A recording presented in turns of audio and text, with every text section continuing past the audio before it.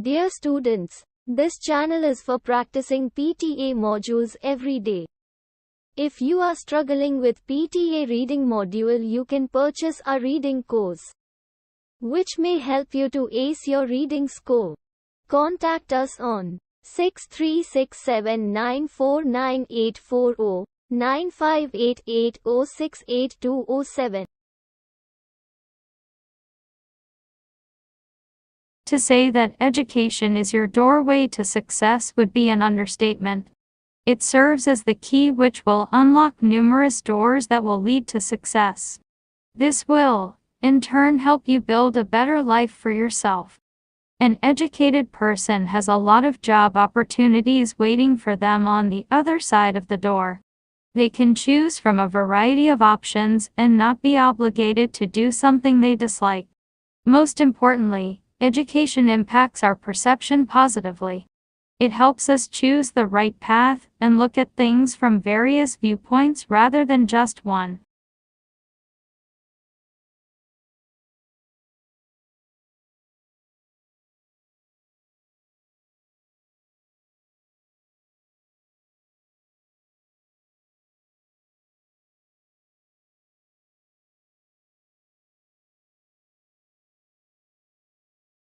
Natural resources are those that we receive naturally from the earth.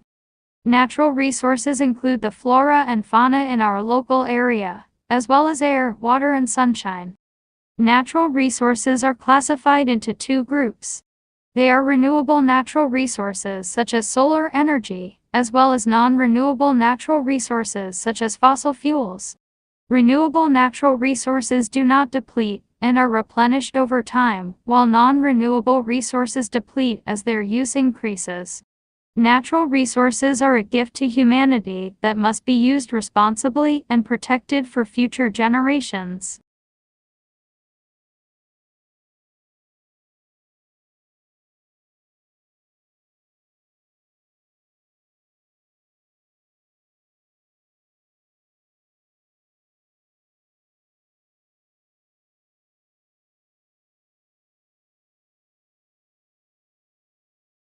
Childhood is the most cheerful time in a person's life.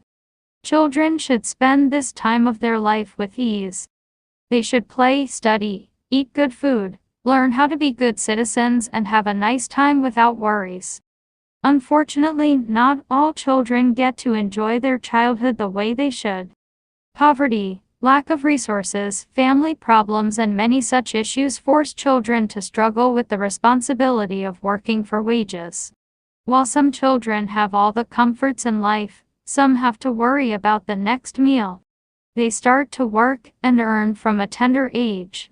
They may have to face dire conditions and work beyond their physical capacity and miss out on the opportunity of education and maintaining good health. They are victims of child labor.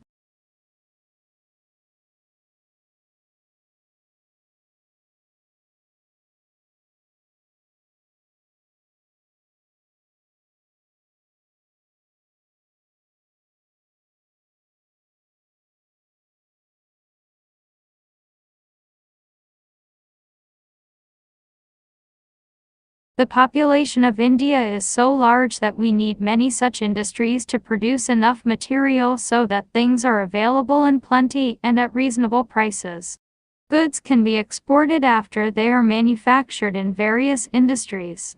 Quality is maintained by the manufacturers. Goods should be highly sophisticated so that they capture the world market. To survive in the world, every country needs to be noticed and respected for what it produces and contributes to the world market. Cars and electronics manufactured in Japan have flooded world markets. Their high quality is greatly applauded, and Japan has almost become a superpower in the world because of its advanced industrial development. Industries also serve a country in times of war.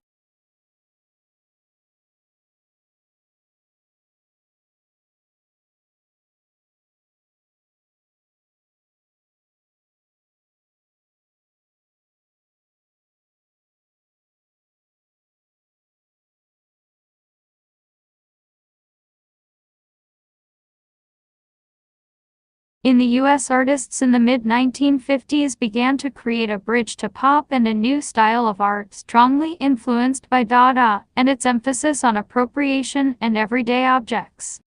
Artists increasingly worked with collage, consumer products, and a healthy dose of irony.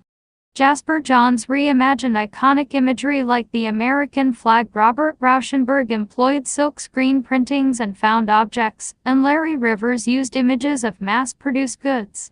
These three are considered to be the forerunners of American pop.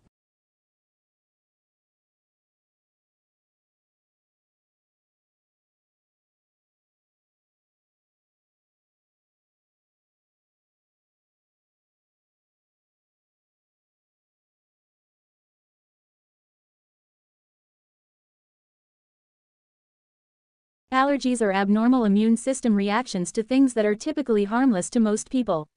When you're allergic to something, your immune system mistakenly believes that this substance is harmful to your body. Substances that cause allergic reactions such as certain foods, dust, plant pollen, or medicines are known as allergens. In an attempt to protect the body, the immune system produces the antibodies to that allergen. Those antibodies then cause certain cells in the body to release chemicals into the bloodstream, one of which is histamine. The histamine then acts on the eyes, nose, throat, lungs, skin, or gastrointestinal tract and causes the symptoms of the allergic reaction. Future exposure to that same allergen will trigger this antibody response again. This means that every time you come into contact with that allergen, you'll have some form of allergy symptoms.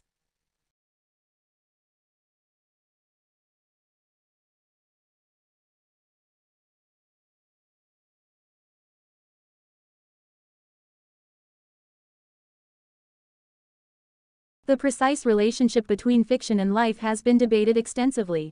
Most modern critics agree that, whatever its apparent factual content or verisimilitude, fiction is finally to be regarded as a structured imitation of life and should not be confused with a literal transcription of life itself.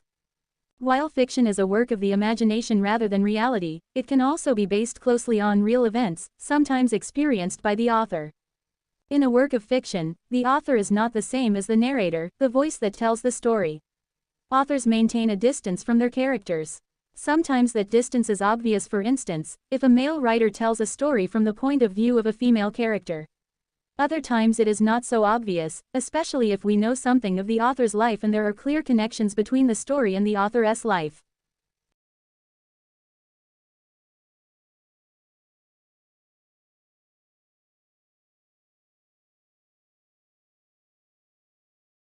The Romans glorified the bravery shown in the arena, but trivialized the events and degraded the participants.